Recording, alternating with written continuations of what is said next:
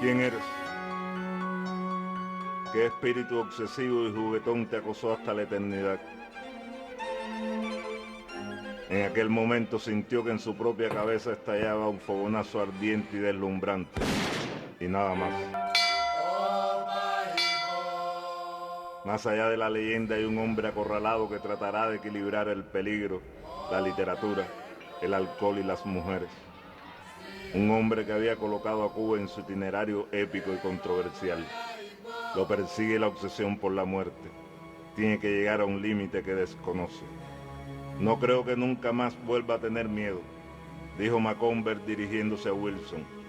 Algo me ocurrió cuando vi al búfalo por primera vez y corrí tras él. Algo parecido al desbordamiento de un dique. Era una excitación pura, grandiosa.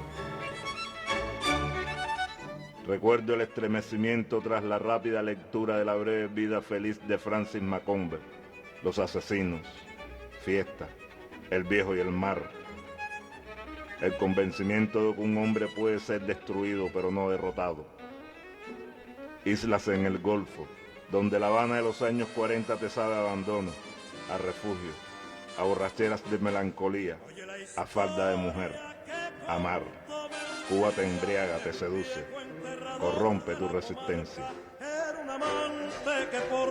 Pero ¿quién es este hombre que habló de amor como nadie lo hizo y persiguió submarinos alemanes por las azules aguas del Gran Caribe? ¿Quién eres, Ernest Miller Hemingway? ¿Quién son tú? En el lenguaje irreverente y suspicaz de mis antepasados, donde siempre se es parte de una entidad de naturaleza múltiple y compleja.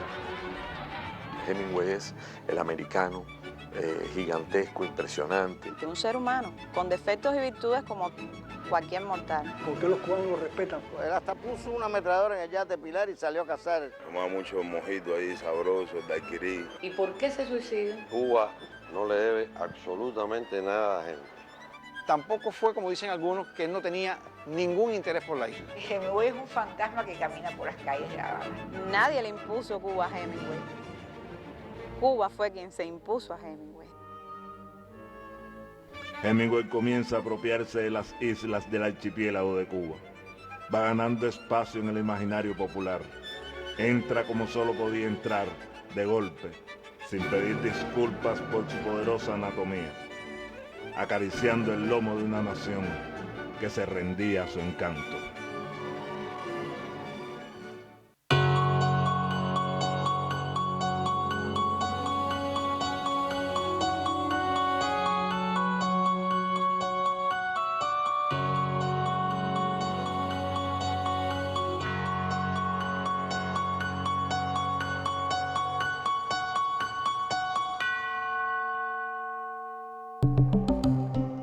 Se suele decir que una imagen vale más que 1000 palabras, pero esta todavía no nos dice nada.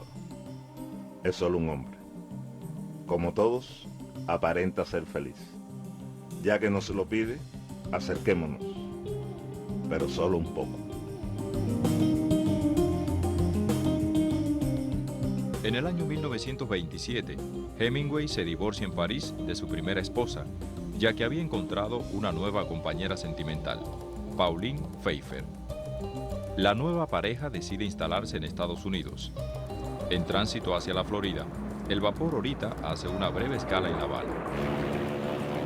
Y se fue creando ese mito tan grande como el mito más grande que se haya creado en el siglo XX. El mito de Hemingway en La Habana es más fuerte que el creado en Dublín por el autor del Ulises. Cuando Ernest Hemingway llega casualmente a Cuba, ya había echado a andar la leyenda de un hombre en la que la vida y la obra se confunden.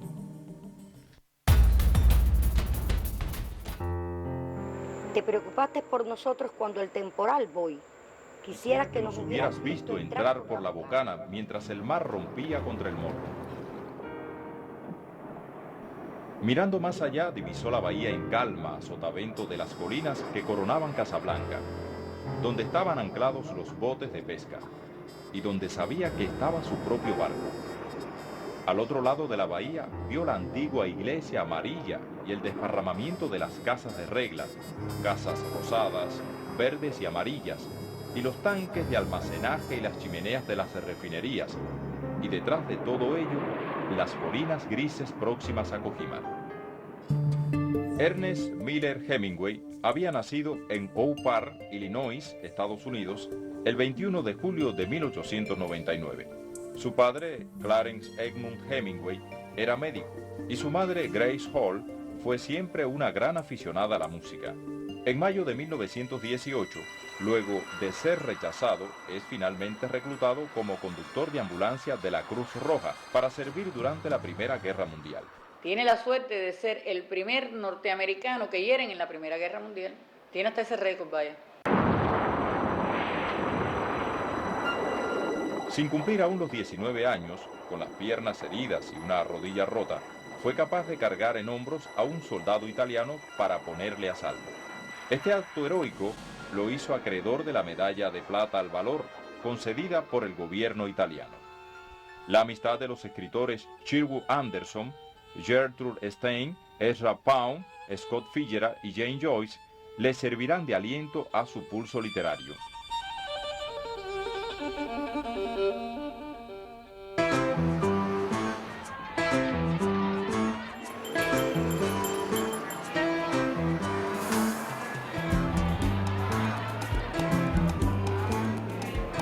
Hemingway es una figura muy rica en matices, muy controvertida y con las cuales la gente se identifica a partir de justamente esa personalidad compleja que tuvo. Es un escritor que ha tenido un impacto en gente que no son escritores.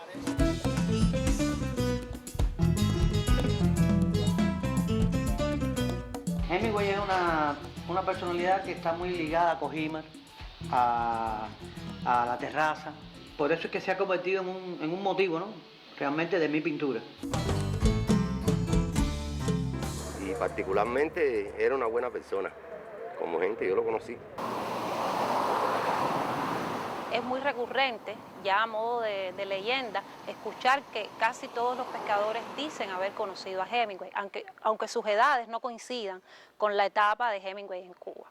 En mi bar es de Kojima, allá de la tierra donde el hombre siempre estaba ahí. Y desde mi infancia yo escuchaba hablar de una figura mítica. Que es un viejito barbudo que tiene algo que ver con nosotros. Puede decirse que también Cuba fue un gran amor para Hemingway, Kojima, los mojitos. Es importante porque nos dice que Hemingway quedó en la sociedad cubana. En tanto que le gustaban las mujeres, en tanto que bebía mucho ron, o lo que bebía. Le gustaba andar por La Habana, le gustaba la aventura, en tanto que era valiente. La valentía es muy importante para los cubanos. Pero a veces se sublima un poco a Hemingway y se limpia un poco de elementos negativos que pueden también estar asociados a su figura. Lo que se comentaba de él es que él era bien llevado con las personas que pescaban allí, con sus compañeros de pesca, y era una persona muy cordial y muy afable con la demás gente.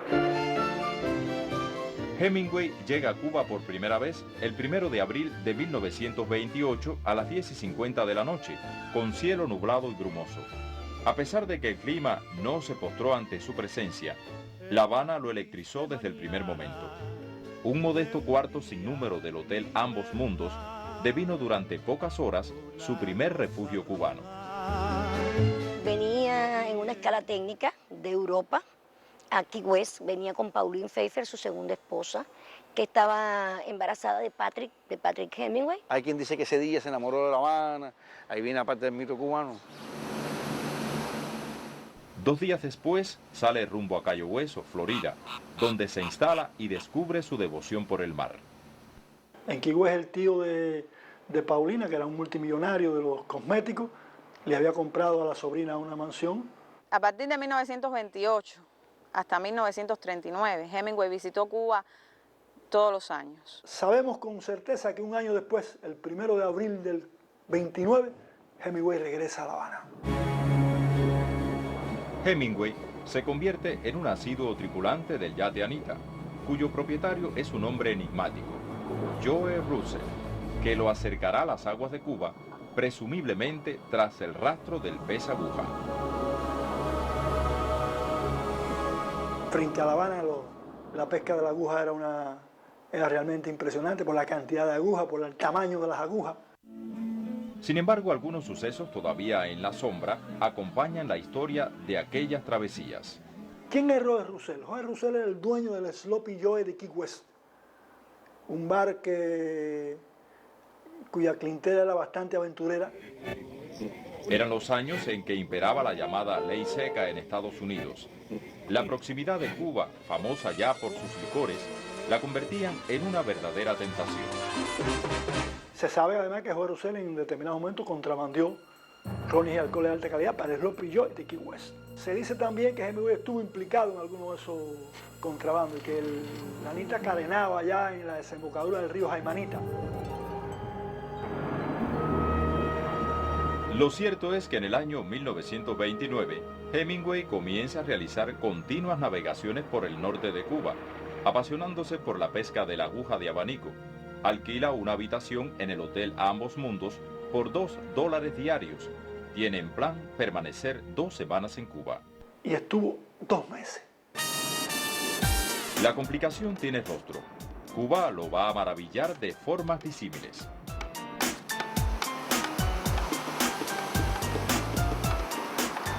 Ya después, una vez aquí, sí empiezan a suceder cosas interesantes. Por lo menos para mí me parece muy interesante.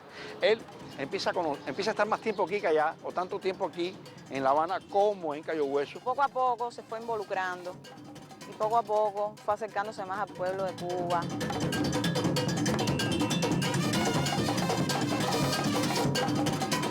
Cualquiera que tenga un poco de imaginación sabe que un hombre como Hemingway, además con Joe Russell y el yate Anita, no se va a pasar 2 meses pescando agujas en la corriente del Golfo. En el año en que Hemingway publica su novela Adiós a las armas, donde describe sus vivencias de la Primera Guerra Mundial y de su primer gran amor, cuya fugaz relación devino en una dolorosa frustración, se percata de que en La Habana va a estar de alguna manera dialogando constantemente con el peligro. El asunto es que en La Habana Hemingway en aquellos días conoce a Jane Mason. Jane Mason era la esposa de Grant Mason, el multimillonario gerente general de la Pan American para el Caribe, Centroamérica y parte de Sudamérica. Era un hombre muy ocupado. Se habla de la relación que tuvo con Jane Mason, una relación amorosa, a la vez que era amigo de Grant. Lo cierto es que se amaron de manera intensa, desenfrenada y un poco común incluso para la época, para una mujer casada incluso.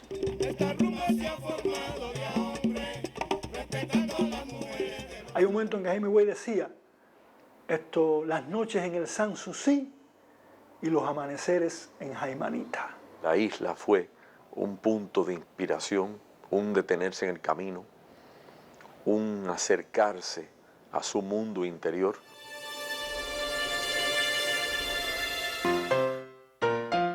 Muchos han sido los personajes que han saboreado la ilusión del recuerdo entre las calles, la brisa que los pobladores de La Habana buscan frente al mar, los sueños que no terminan donde terminan los años, pero Hemingway se subió al destino de esta ciudad de un salto, como las buenas razones.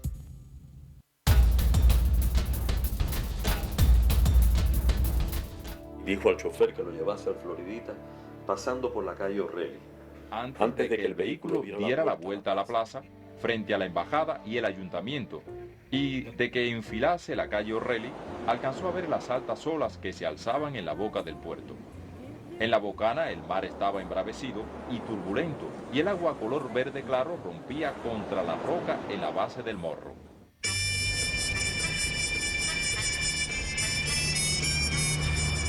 Hemingway empieza a adueñarse de ese universo de La Habana, con su presencia. Con su presencia porque en ese momento no se publican los libros de Hemingway. Es un hombre que camina, es un hombre que va andando al Floridita. Va adueñándose de calles, tabernas, bares, restaurantes, plazas, que va a Lamomundo, que viene aquí al correo, a San Francisco a buscar su correspondencia en su casilla. Hemingway es uno que toma la lancha regla, que va del lado allá. Es un mito sobre todo cubano, más que un mito internacional. Chisme de barrio, de broncas ahí en el bar en Floridita, por ejemplo. Como te decía, que no era Hemingway el único americano que estaba aquí, ni siquiera el más importante. Y me iba a Prado y Neptuno, donde está el Hotel Isla de Cuba. Debajo había una librería que vendían muchas revistas, libros, etc. Y él comprando ahí siempre revistas con los chancletones, shorts, desaliñados casi siempre. Ya en la época en que Hemingway viene para Cuba, pues los norteamericanos se han establecido. Y hay relaciones económicas muy fuertes con Estados Unidos. Cuba pasa a ser un país dependiente totalmente de la economía norteamericana. El mito de Hemingway es algo extraordinario para el cubano en el sentido de que Hemingway es parte de nosotros mismos. Conformó todo un gran mito que lo ayudó a que él también se convirtiera en un gran personaje. Y evidentemente nosotros lo asumimos más allá, no solamente a nivel popular y cultural, sino a nivel oficial e institucional.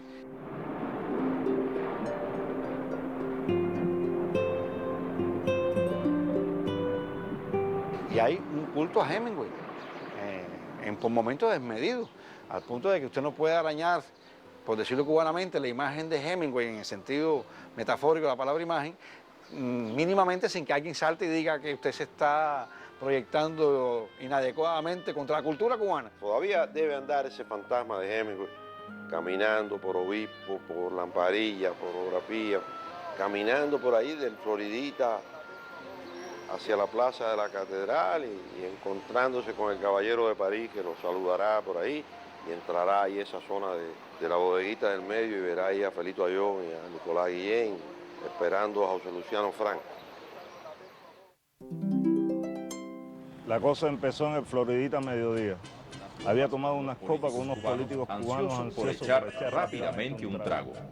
Luego bebió con propietarios de plantaciones de azúcar, con misteriosos e inevitables hombres del FBI. Había bebido daiquiris dobles muy helados, de aquellos grandiosos daiquiris que preparaba Constant, que no sabían alcohol y daban la misma sensación al beberlos que la que produce el esquiar ladera abajo por un glaciar cubierto de nieve. Esto era el paraíso, pienso yo, para cualquier norteamericano con las características de un intelectual, de un escritor, de un artista. Y era el lugar, por otra parte, donde podían soltar los demonios y salir de toda esa opresión moral, muchas veces falsa, pero opresiva, que tenían en los Estados Unidos. Lo que comenzó como una humilde taberna en 1819, Hemingway lo va a convertir a partir de la década del 30 en uno de los 6 bares más famosos del mundo. Floridita era un lugar donde asistían casi todos los corresponsales. Para ir a la patria era encontrarse en el Floridita con gente de diferentes nacionalidades. A beber, a conversar, a hacer citas y a chismear. Tan dulce como tú, sueño con... Y allí pues conversaba con Lilo Nesta, el alter ego literario de Leopoldina, una famosa mujer de la vida que visitaba el bar Floridita.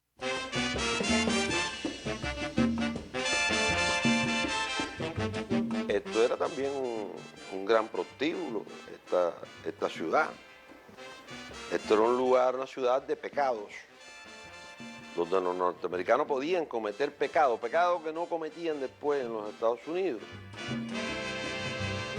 Siempre en la casa mía se habló de Hemingway, y era Hemingway ligado a mi tía abuela Leopoldina. Leopoldina estaba afectada de cáncer y nunca la dejó de ayudar con el dinero que le daba él, a mí se me pagaba una buena escuela.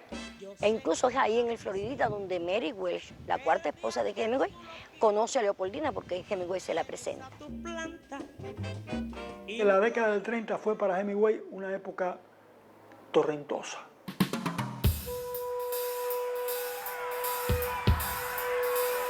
Hemingway se inserta en una república llena de frustraciones, pero una república que tenía una historia de lucha, una historia de combate.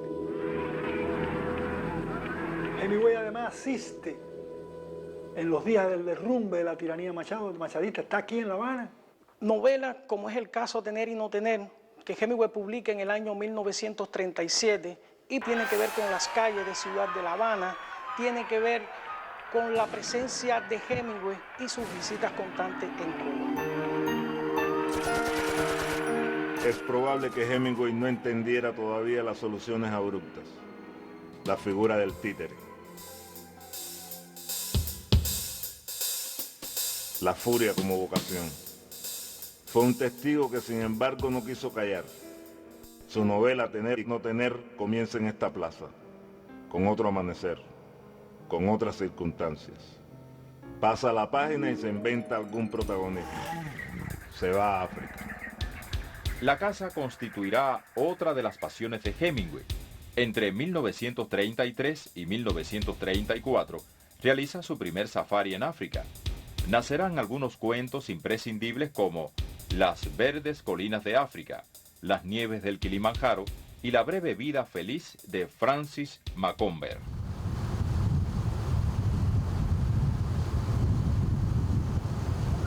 En el año 1934 compra en un astillero de Brooklyn por $7,455 su mítico yate Pilar, hecho de caoba y roble. Bajo ese nombre firmaba Pauline Pfeiffer sus cartas a Hemingway para esquivar la mirada suspicaz de su primera esposa cuando aún se encontraba en su regazo. El estreno del yate Pilar no se produce en la Florida, ni en La Habana. Se produce en un viaje que Hemingway organiza entre julio y octubre de 1934 hacia la Cayería de Romano. Recorre los cayos Coco, Guillermo, Paredón Grande, Romano y otros parajes del ecosistema Sabana-Camagüey en compañía de Carlos Gutiérrez como primer patrón del Pilar y Jane Mason. En 1936, las tropas del ejército comandadas por el general Francisco Franco cargan contra la República Española y Hemingway parte como corresponsal de guerra. Para entonces, otra mujer estaría a su lado, Martha Hebron, que trabajaba como corresponsal para la revista Collier's, atractiva y talentosa, virtudes que desafiarían el orgullo del afamado escritor. Ahí de inmediato él manifiesta su odio contra el fascismo, toma partido a favor de la causa de la República. Empezó a recoger recursos para España. Participa con Joris Ivens y Carmen en la filmación del documental Tierra Española, cuyo propósito también era la promoción y recaudar dinero para la Guerra Civil Española. Hemingway asume el compromiso político hasta las últimas consecuencias. Sirve como instructor de milicia y realiza varias acciones combativas. Cuba, a pesar de que tenía de ser una isla alejada del Caribe, con 3,5 millones de habitantes, fue el país que más combatientes mandó a la Guerra Civil Española, más de 1.200 combatientes. Las simpatías de Hemingway por los republicanos se van a manifestar en su única obra de teatro, La Quinta Columna. Los cubanos pelearon en todas las agrupaciones militares, por eso que Hemingway los conocía. Hemingway conocía perfectamente que una agrupación importante de cubanos había partido desde New York al mando de Rodolfo de Armas como parte de la Brigada Internacional de los Norteamericanos. Y a mi modo de ver, es el donde se marca un desarrollo de la ideología de Hemingway. Hoy actualmente los historiadores no hablan mucho de eso, sobre todo los historiadores internacionales, pero ahí está la documentación que hemos ido encontrando y ha ido apareciendo. ¡Sabrosísimo! Ajá, ajá. Mira, oye. Hemingway ha dejado una huella aquí en el pueblo cubano. Le debemos el gran mérito de haber tenido en nuestra tierra una personalidad de la singularidad de Hemingway. Digamos, ese encantamiento, el hecho de que él se haya identificado con este entorno. Yo creo que Cuba le puede deber a Hemingway lo mismo que le debe todo el mundo. Es su gran literatura. Creó una atmósfera alrededor de su vida que lo fue situando en una especie de misterio y le fue creando una aureola de valentía, de osadía, de desafío. Y él vivió su vida como un mito, como el mito que él mismo, o como las historias que él mismo narraba. Y eso formó parte también de su estrategia literaria para coronarse en la cima de la literatura norteamericana de su época. Pero sí te digo que, por ejemplo, hay un Hemingway que existe todavía en Cuba. Y cuando la gente ve a un hombre grande, fuerte y fornido, quizás sea por cambiar el heavyweight por el Hemingway, no, quizás sea una... Pero te dicen, no, es un Hemingway. Ninguno ha leído Fiesta, ninguno ha leído Por quién doblan la campana, pero está dentro de su imaginario.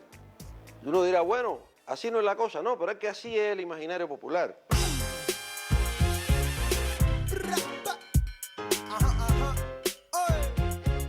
Creo que existen tres variantes fundamentales del mito Hemingway o tres connotaciones fundamentales. Hemingway como amigo de la Revolución Cubana, el Hemingway turístico y, por otro lado, Papa Hemingway, o sea, el mito popular de Ernest Hemingway. Porque nosotros tenemos siempre memoria para la gente simpática.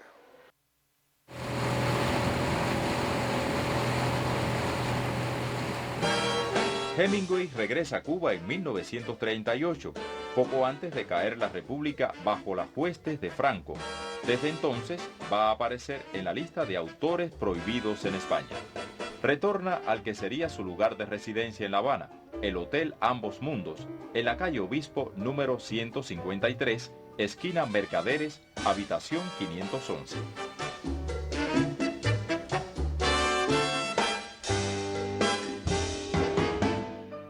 Cuando un amor se va, que desespera. Esta es la habitación que alquilaba Hemingway cada vez que venía a Cuba. Escribió muchas crónicas sobre la pesca en la revista Esquire, finalizó el libro Muerte en la tarde, escribió Las verdes colinas de África y bueno, desde esta ventana él veía, divisaba la entrada de la bahía de La Habana. En el Hotel Ambos Mundos, Hemingway encuentra la tranquilidad ideal para el desarrollo de sus proyectos. Además, está próximo a los lugares que comenzaban a ser usuales en su itinerario vespertino.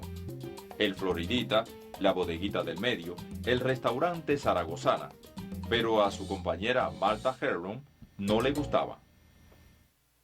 Esta habitación actualmente es una sala de exposición de las piezas museables de Finca Vigía. En estos momentos el tema que estamos exhibiendo son las mujeres y pasiones de Hemingway. Por eso es que hay fotografías de tantas mujeres. Él se casó oficialmente 4 veces, pero tuvo algunas amantes. Investigaciones recientes demuestran que en 1939, por alguna circunstancia, Hemingway realizó una breve estancia en el Hotel Sevilla Biltmore, donde comienza a escribir su estremecedora novela Por quien doblan las campanas.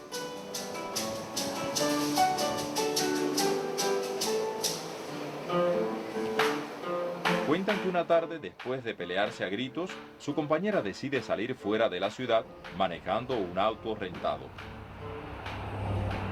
Marta necesitaba un lugar más sosegado, más estable para establecer una vida normal, una relación normal. Tiene la intención de visitar una residencia totalmente arruinada, situada en San Francisco de Paula, un pueblito ubicado a 12 kilómetros al sureste de La Habana. La que fuera un año más tarde su esposa Marta, buscando en los clasificados, en los periódicos, ve el anuncio del alquiler de Finca Vigía. Luego de una breve inspección, Marta alquila la propiedad por $100 mensuales y se obstinaría en restaurarla. Hemingway rechaza de plano la idea. No podía imaginarse lejos de los seductores sitios de La Habana, por lo que toda la inversión correría por cuenta de Marta. Ante la perseverancia de Marta y seducido por su bucólico ambiente y las 18 variedades de mango, termina allí por quien doblan las campanas. En 1940, Hemingway compra definitivamente Finca Vigía. Vivió aquí la mayor parte de su vida. Escribió en Finca Vigía la parte más importante de su obra.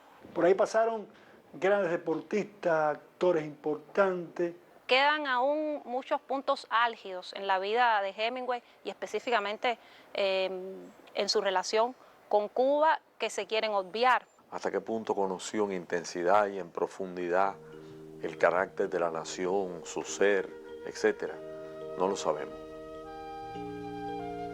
Este es un país que tiene un mundo interior que no es fácil de descubrir. No debió ser fácil descubrirlo para Hemingway, ni lo es tampoco para mí.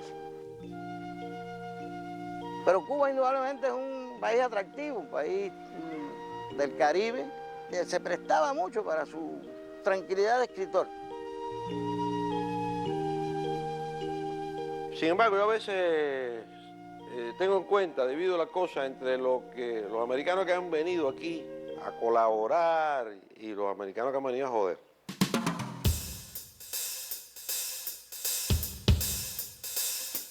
Pero creo que Cuba está rodeada y participa de numerosos misterios.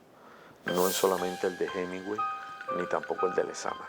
Si además tiene las ventajas del carácter del cubano, tiene la ventaja de otra cultura que está ofreciendo constantemente cosas. Con su pellejo paga. A Hemingway le llamó mucha atención la mística del pueblo cubano, tan singular y tan mestiza. Si se reunía con la gente, se iba a los bares, a las cantinas, a los portetes, con los pescadores, con la gente más humilde, con los choferes, ¿no iba a saber Hemingway lo que estaba pasando en Cuba? Absolutamente. Islas en el Golfo se publicó en 1970. Luego de la muerte del escritor, se siente la nostalgia. La Cuba lastimada de los años 40. Se siente la frustración y la aventura. Bueno, mira, Islas en el Golfo, que para mí es una de sus mejores obras, le está haciendo un homenaje a esas pequeñas cosas de la ciudad, digamos, de La Habana, la Ruta 7. La Ruta 7 es una ruta emblemática en Cuba, Cotorro, Capitolio, Parque de la Fraternidad, y ahí ya no se llama 7, ahora es el P7.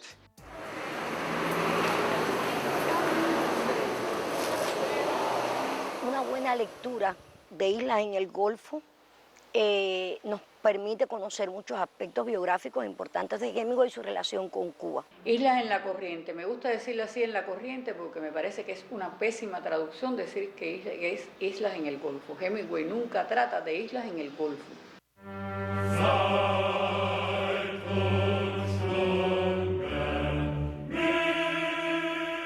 Aquella era la parte de la carretera que no le gustaba del camino del pueblo. Era en realidad la parte para la cual se traía la bebida. Bebo para defenderme de la miseria, de la suciedad, del polvo de 400 años, de los mocos, de las palmeras rotas, de los tejados de latón, de la sífilis sin medicar, de las cloacas desembocando en los lechos de los arroyos, de los piojos en los cuellos pelados de los pollos enfermos, de las costras en las nucas de los viejos, del hedor que despiden las viejas y de las radios a todo meter. Sé que hago mal, que debería enfrentarme a todo ello y hacer algo. En cambio, tengo mi bebida conmigo.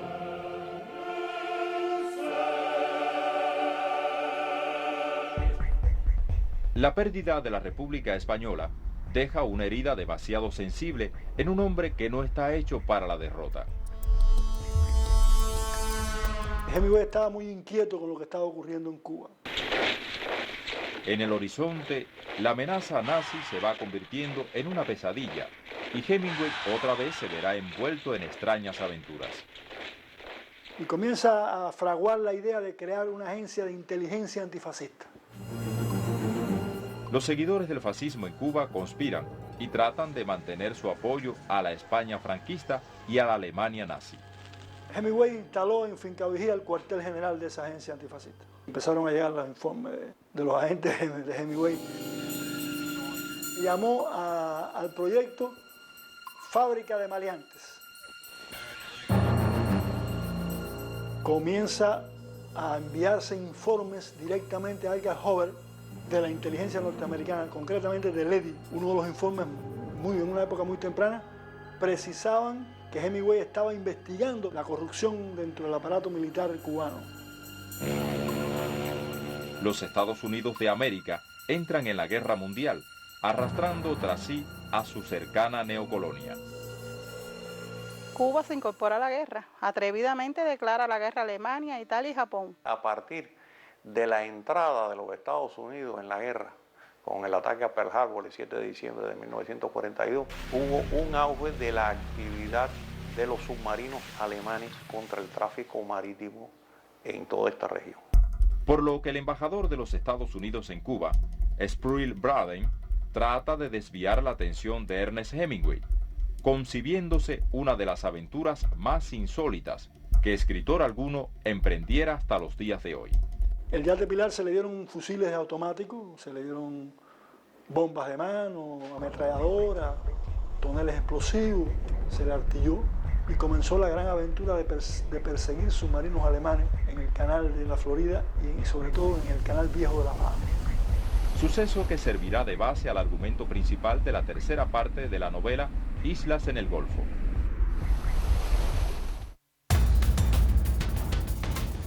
Quizás encontremos algo entre Cayo Cruz y Mégano. Lo que seguramente vamos a encontrar son abundantes huellas de iguanas y estiércol en arena cerca del abrevadero. En fin, todo esto me distrae de pensar cosas.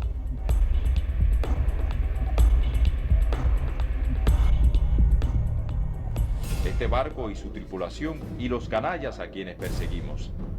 Después vas a ver a tus animales y visitar a la ciudad y emborracharte todo lo que puedas y a que te levanten el ánimo y luego a prepararte para otra misión. A lo mejor esta vez puedes agarrarlos. No destruiste el submarino, pero sí has contribuido vagamente a su destrucción. Si pudieras apresar a su tripulación, habría sido verdaderamente útil.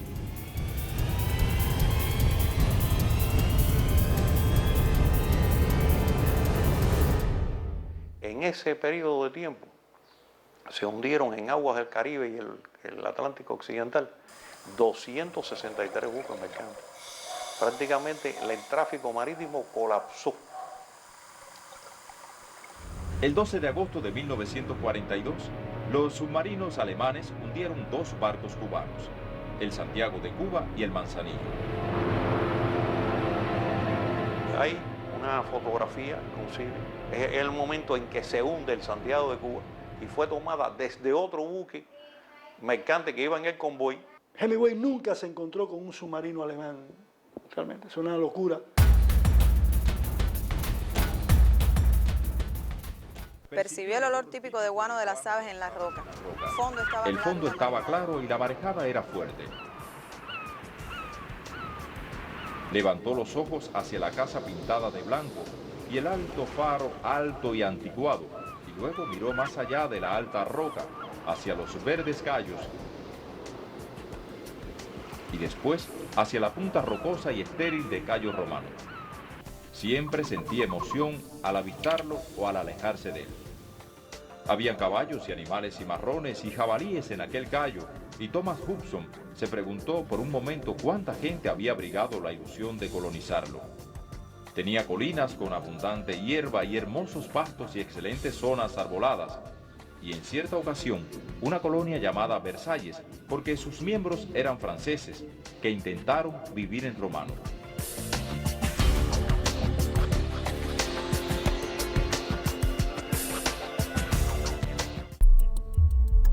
El gobierno de Estados Unidos de América, para su propia protección, por medio de la ley de préstamo y arriendo, hicieron llegar a Cuba distintas técnicas para salvaguardar a la navegación. Y de ahí que entonces con la llegada de los 12 cazas submarinos a Cuba, ya se abre una campaña antisubmarina por parte de Cuba. Pero no es antisubmarina para cazar el submarino, para destruir el submarino, no, sino es para proteger y convoyar a todos los mercantes, ya te digo, de un puerto a otro y de Cuba a Estados Unidos. El 15 de mayo de 1943, un avión Kingfisher, que solía recorrer la costa norte de Cuba, detecta un submarino alemán a varias millas de la bahía de Cárdenas. Este submarino venía navegando de día a flote totalmente. Venía navegando como si fuera un barco. El avión envía la alerta a la base de Camagüey, a la base de Guantánamo y a todas las unidades de superficie. El caza submarino 13 recibe el mensaje y su comandante Ramírez ordena zafarrancho de combate. Entonces sencillamente lanzan 3 bombas de profundidad dirigidas, muy bien dirigidas. Y el ataque fue un ataque desde el punto de vista técnico perfecto.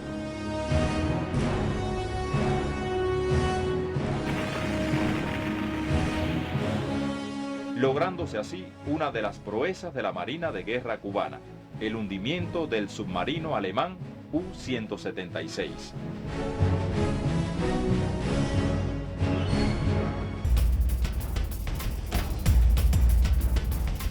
No es solo su color, no es por su rosa y por su negro, sino por su tamaño y por los feos que son en detalle, siendo a la vez malignamente bellos. Deben de ser aves muy antiguas, seguramente de los primeros tiempos. Empezaba a encontrar desagradable la situación. Demasiadas aves iban alzando el vuelo. ¿Por qué había creído que los alemanes tenían que estar allí? ¿Qué podían buscar en un sitio como aquel? Pero lo cierto es que no le gustaba ver tantas aves volar asustadas. En América fueron hundidos 2, uno en las costas de Brasil y el que fue hundido aquí en las costas nuestras, al norte de la antigua provincia de Las Villas. Uno solo en Cuba. Hemingway no utiliza ninguno de estos 2 acontecimientos como base de su trama en la novela Islas en el Golfo. Prefiere utilizar un misterioso y tercer submarino. En América se hundieron 3 submarinos. Según lo que se ha podido conocer, los camagüeyanos atribuyen al buque mercante Dominó la destrucción de este tercer submarino alemán a 3 millas del faro Maternillo, al norte de Cayo Sabinal, en la provincia cubana de Camagüey, en 1943. Fue algo del conocimiento de todos los pescadores, de todos los navegantes, de todos los tortugueros. El Dominó apagó las máquinas y no lo sintió más. Cuando los alemanes salieron, le dispararon a la mampara del Dominó y le atravesaron toda el puente de mando. Un sargento, que era el que operaba el cañón de proa, le tiró al submarino con el cañón, en el momento en que el submarino estaba sumergiéndose. Ahora le toca a Hemingway abandonar el goce de las aguas y subir a la gran ciudad, beber en la fuente de todas las fuentes, la milenaria, la imprescindible voz popular.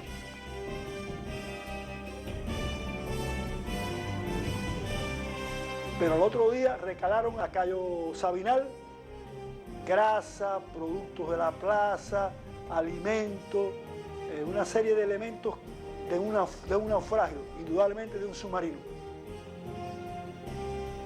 3 días con 3 noches de festejo en la casa de los Cruz para celebrar el hundimiento del submarino alemán.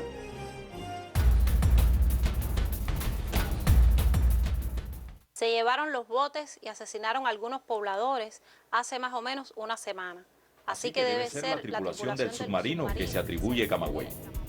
En este canal pueden atacarnos fácilmente. El barco ya entraba en el estrecho Surco y Thomas Hudson, descalzo y sin gorra, con short khaki por todo atuendo, se sintió todo lo desnudo que un hombre se puede sentir. Escudriñó el sector, pero no vio nada. En ese instante dispararon sobre él. Los alemanes solo disponían de 2 metralletas, pero estaban muy bien parapetados. El primer extintor lanzado por Hill los alcanzó y las 50 los destrozaron. Notó que el barco iba ganando velocidad y percibió bajo los omóplatos que descansaban en las tablas el hermoso latido de sus motores. Miró a lo alto y allí estaba el cielo que tanto había amado siempre y miró a través de la gran laguna que ahora estaba seguro que nunca pintaría. Se ha sido muy injusto, la verdad. Se encasilla siempre a Hemingway con las altas esferas sociales, que si no tenía vínculos con escritores cubanos, que estaba un poco como apartado, que él estaba como en una burbuja, ¿no? Gabriel García Márquez dice que él no tuvo relación alguna con la literatura cubana. La biblioteca de Hemingway te está diciendo que eso no es cierto. En su colección, que atesora más de 9.000 volúmenes entre libros, revistas y folletos, aparecen escritores famosos cubanos que en muchos de estos libros el escritor se lo dedica a Hemingway. Que en ocasiones encontramos a otros intelectuales que, sin embargo, tienen una opinión diversa sobre Hemingway. Los origenistas no soportaban a Hemingway. Como Lezama, que te dice que tiene que ir a la guerra, a cazar leones para hacerse famoso. Felipita, que decía que no sabía escribir diálogos.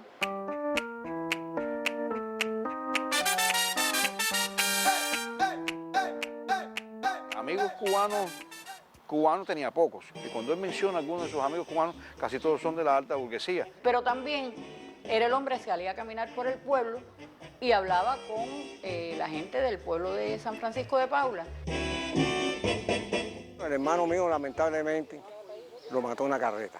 Entonces, él vino a la casa, se hizo cargo de todo el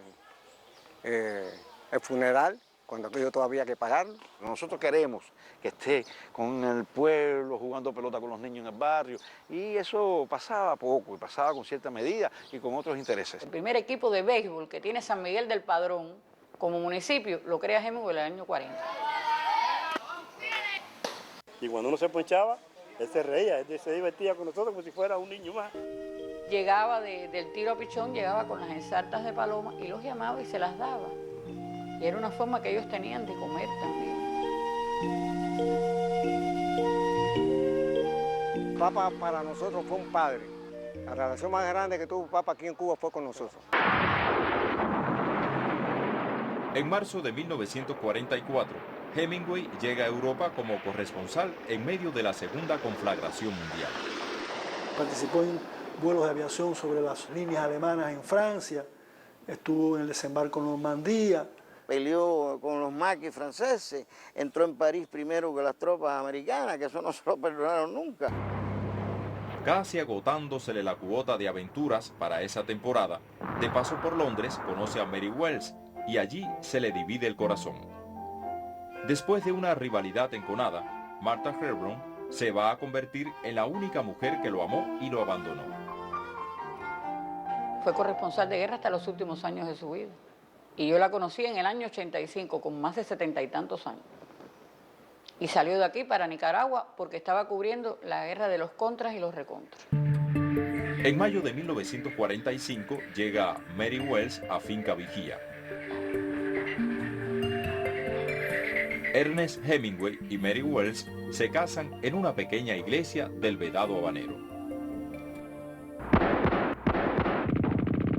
Hay un acontecimiento histórico importante en la vida de Hemingway que, digamos, es todo un enigma. Muy, muy complicado para Hemingway. Hemingway había comenzado a escribir en Finca Vigía su extensa novela sobre la Segunda Guerra Mundial, Dizzy Books.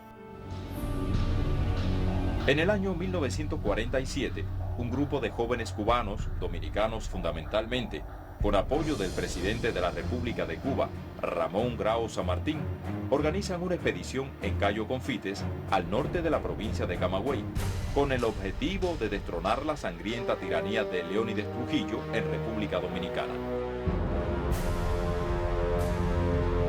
Y se fueron concentrando allí en Cayo Confite casi 1.000 o 1.200 hombres. Fidel Castro estaba allí. Era muy joven entonces.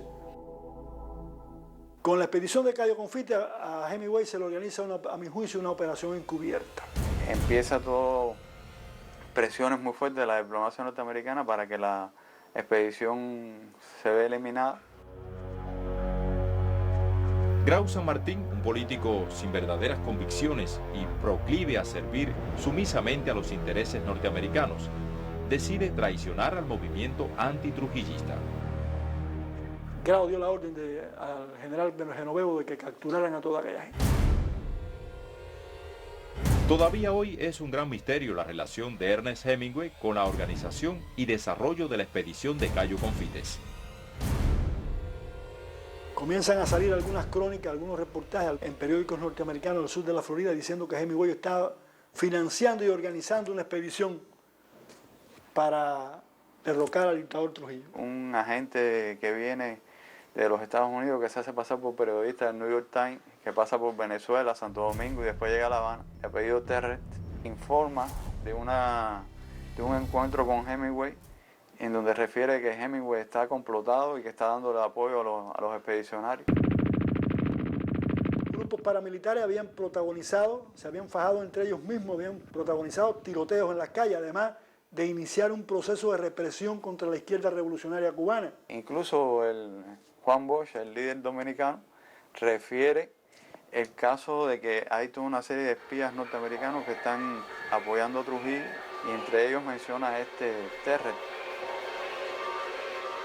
Era muy peligroso para Hemingway porque le podían pegar un tiro en el corazón y no pasaba nada. Yo creo que Hemingway lo comprendió así. Y lo comprende todavía más fuerza cuando un pelotón del campamento militar de Colombia sale y toma Finca Vigía. Hemingway marcha a Italia en el año 48, no pudiéramos decir huyéndole a la persecución. Pero la realidad es que Hemingway tuvo que salir huyendo de Cuba.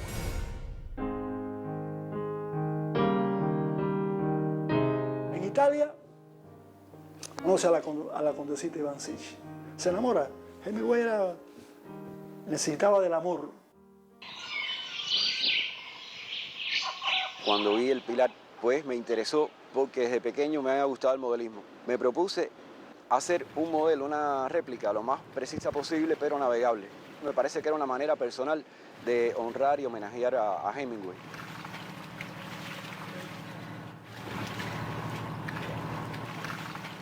Entonces yo creo que Hemingway tiene mérito suficiente y sobre todo porque Hemingway es un acento en las relaciones positivas entre Estados Unidos y Cuba.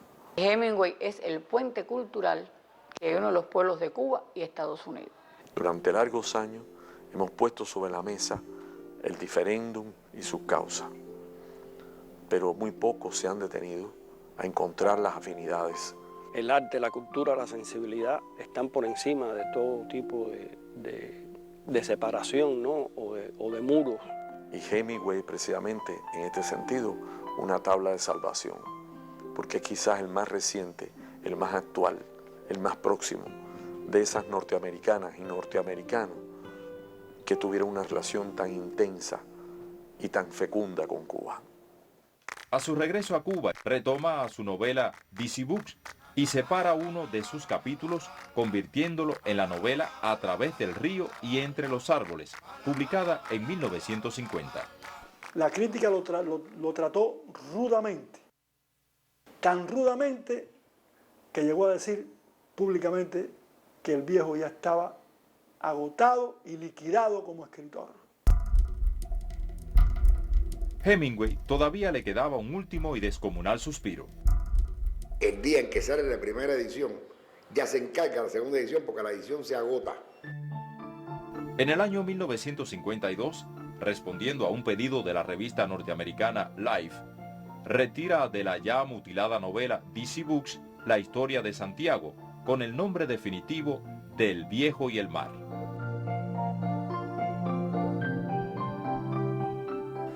Y Life, la revista Life, hace una tirada millonaria con la novela completa, que le pagó a $1.10 cada palabra de la novela. En 1953, Miguel Ángel Quevedo, que es por entonces director de la revista cubana Bohemia, le solicita a Hemingway, a través del caricaturista Juan David, permiso para publicar la novela de El Viejo y el Mar. Hemingway dice que sí y pone dos condiciones. Una, el traductor tenía que ser Lino Novas Campos. Pero ¿cuál es la otra condición que pone Hemingway? Dice, yo no quiero el dinero. Dígale a Quevedo que lo emplee en comprar equipos eléctricos, sobre todo televisores, para los enfermos del Rincón, para los leprosos del Rincón. En mayo de 1953 recibe por la novela El viejo y el mar el premio Pulitzer, antesala de las múltiples emociones que le depararía esta obra, aun cuando el destino le colocó graves tropiezos. En el segundo safari que hace Hemingway lo hace durante aproximadamente 3 meses en África, del 53 al 54, para cubrir un reportaje periodístico para la revista Look, que es quien auspicia todos los gastos del viaje. El 23 de enero del año 54, Hemingway tiene un accidente de aviación. Al día siguiente, un segundo avión, y en el despegue tiene otro accidente de aviación. Y a pesar de ser en el despegue, fue, digamos, un poco el más fuerte, el más duro, porque él tiene que romper la puerta del avión con la cabeza. Y comienza toda la prensa en el mundo a publicar la muerte de Hemingway. Su salud quedó fuertemente dañada. Según cuenta su mayordomo, René Villarreal, Hemingway ya no fue el mismo. Sin embargo, un rumor muy distinto también se fragua en el continente negro. El hecho de que Hemingway tuvo un romance con una africana. Quizás hasta haya tenido una hija, un hijo, no lo sabemos. Hemingway, siguiendo la tradición de los africanos, le pide a su médico, al doctor José Luis Herrera Sotolongo, que le ponga unas argollas. José Luis que él dijo, tú estás totalmente loco en esto, yo ni te voy a abrir un hueco en la oreja, ni te vas a colgar ningún arete, ni tú estás loco, ni yo creo en esa hija que tú dices que vas a tener. Hemingway recibe en Finca Vigía una noticia extraordinaria. A Hemingway le llega la noticia de que ha obtenido el premio Nobel. Incluso utiliza hasta una broma. Me ha llegado la noticia de que me gané la cosa esa.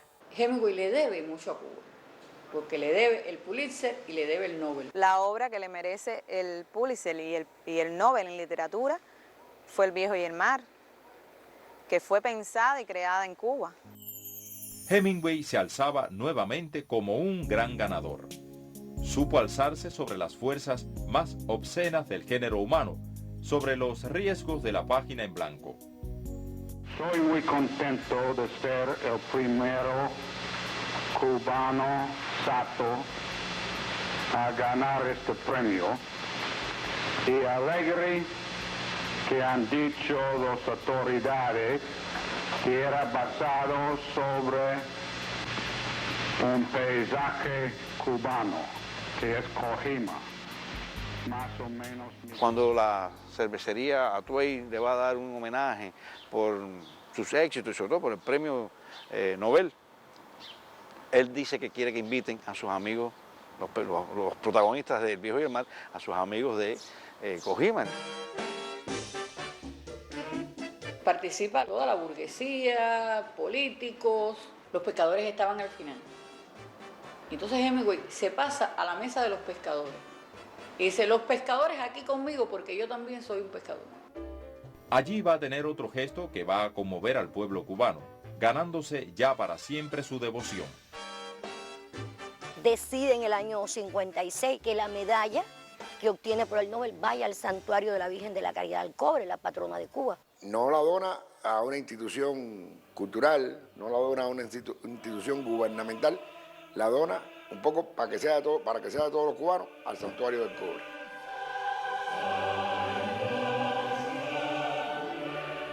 Hemingway es una leyenda y una leyenda que tiene que ver con nosotros. Los estudios, tanto de su obra como de su vida, realizados en el exterior, suelen obviar o minimizar el impacto de Cuba en Hemingway. Yo creo que para entender a Hemingway en sus últimos años hay que venir a Cuba y hay que entendernos a nosotros también. Es demasiada vida en Cuba como para tratar de desconocerlo.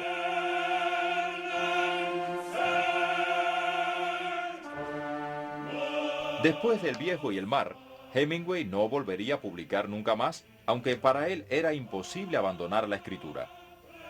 Como expresó en la célebre entrevista con Charles Plimpton para Paris Review, una vez que escribir se ha convertido en el vicio principal y el mayor placer, solo la muerte puede ponerle fin.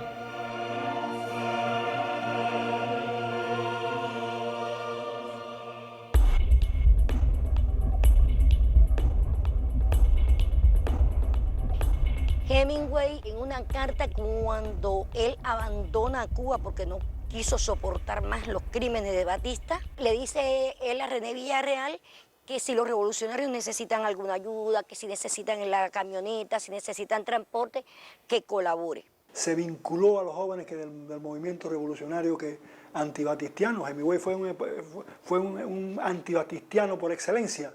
Siempre le aportaba dinero, porque aparte de eso estaba René arriba que nos conocía y siempre daba para el equipo de pelota y para el Partido Socialista. En los archivos de la colección se puede encontrar un brazalete del movimiento 26 de julio, cuyo dirigente principal era el comandante en jefe Fidel Castro. Se sabe además con la alegría que Hemingway recibió el triunfo de la Revolución Cubana.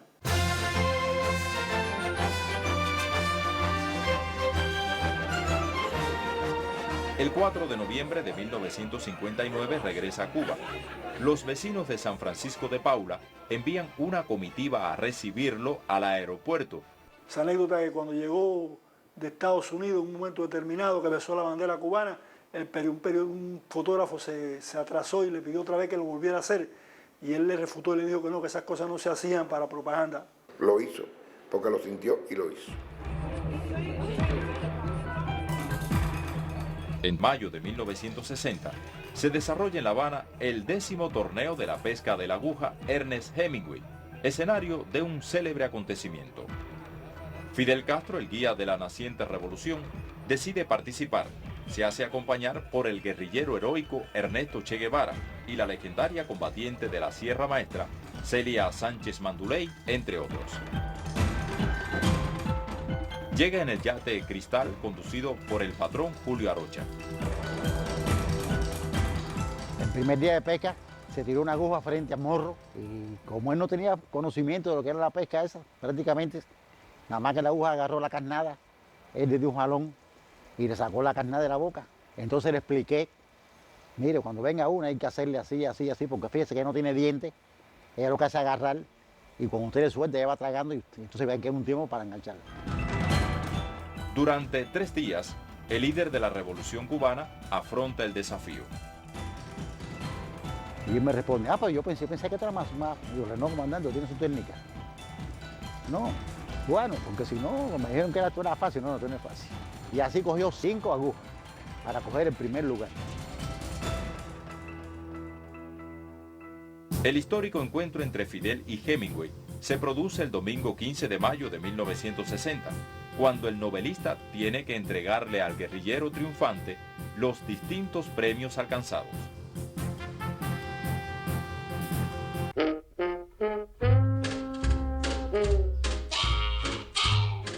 En 1960, cansado y enfermo, Hemingway decide marchar hacia los Estados Unidos.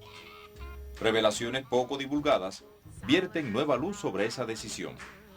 Hemingway llevaba en su mente el epílogo de un nuevo drama que no cerraría a pesar de todo su esfuerzo. Fue un año bastante crítico en las relaciones de Cuba a Estados Unidos. Y él recibe toda la presión del gobierno norteamericano a través del embajador. Se lo dicen oficialmente. El gobierno de los Estados Unidos va a romper relaciones diplomáticas con Cuba. De que no debe permanecer en La Habana, de que debe marcharse de aquí, que lo pueden declarar traidor. O de lo contrario, él debía cambiar su posición y hacer declaraciones en contra de la revolución cubana. Según Valery, Hemingway no estuvo de acuerdo y respondió de manera enérgica. Se enfureció, se puso bravo. Dice que esta es su casa, que ahí tiene su biblioteca, su mundo. Mary Wells, su esposa, comparte el criterio del embajador y Hemingway, sumamente enfermo, cede a las presiones. Y sale de Cuba el 25 de julio de 1960. Luego de un corto tiempo en España, fija su residencia temporal en Sun Valley, Estados Unidos, y recibirá tratamiento médico en la clínica de los hermanos Mayo. Estaba enfermo. Estaba obsesionado con que lo perseguían, con que el FBI lo perseguía. Y no le faltaba razón, porque el expediente de Hemingway en el FBI se cierra 13 o 14 años después de muerto Hemingway.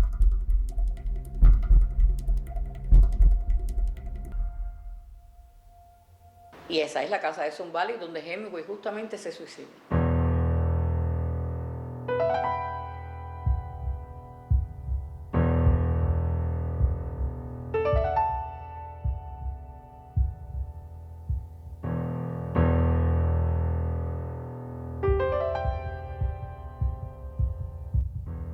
En la mañana del 2 de julio de 1961 aparece muerto.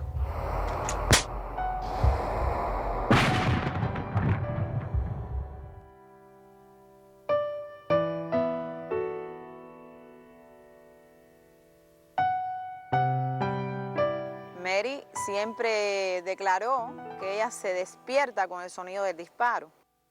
Dijo que había sido un accidente, después cambió su testimonio, dijo que había sido un suicidio.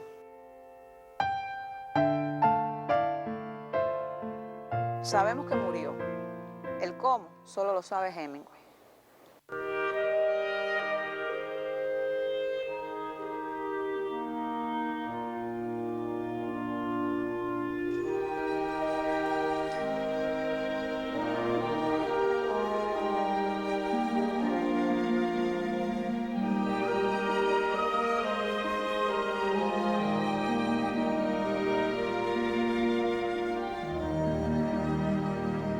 Los mismos pescadores de Cojima, cuando se enteraron de la muerte de Papa, del viejo Hemingway, decidieron hacerle un busto como homenaje. Fue por colecta pública, no fue algo oficial. Y ellos lo que hicieron fue buscar, donar Piezas de los barcos que ya estaban en desuso. De ahí sale ese bronce. y este hombre pues produce, crea este busto. Para mí uno de los más emotivos porque está hecho con el sentir y el cariño de la gente de Cojima. Y Gregorio le dijo, bueno, pero ¿y cómo decidieron poner el busto aquí? Ah, no, aquí lo pusimos de frente al mar que la amo tanto.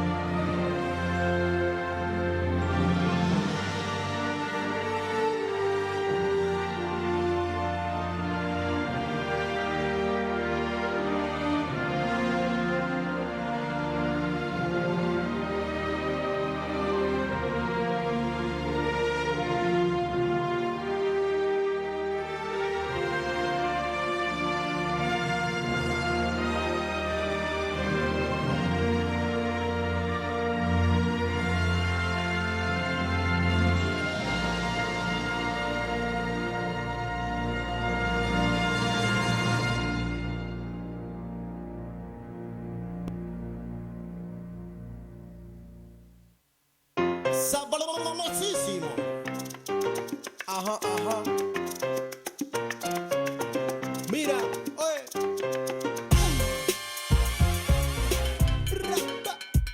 Ajá, ajá. Oye. Mira. Dile. Esto es pa' gozar. Salta, salta, escucha aquí mi raza. Esto es pa' gozar. Ritmo callejero con el son de salsa. Esto es pa' gozar, esto es pa' gozar. Que mi gente lo escuche acá, pa' que la girla lo venga a bailar. Mágico de nuevo te lo vuelve a rimar. Ale Wilson, vamos a sonar con el piano y la conga, salsa pa' bailar. La gente en la discoteca todo lo va a escuchar y dice, esto es pa' gozar. Esto es pa' gozar. Salta, salta, escucha aquí mi raza. Esto es pa' gozar. Ritmo callejero con el son de salsa. Año 2006 y nada ha cambiado. Sigo aquí en el micrófono, yo parado, expresado. La gente hasta me ha criticado, pero mágico por nada se ha callado. Soy un soldado, quien me ha tumbado. Aunque quiera mi nombre, dime quién me lo ha robado. Desde White City vengo representado. Diles en si hype, así no me lo he luchado.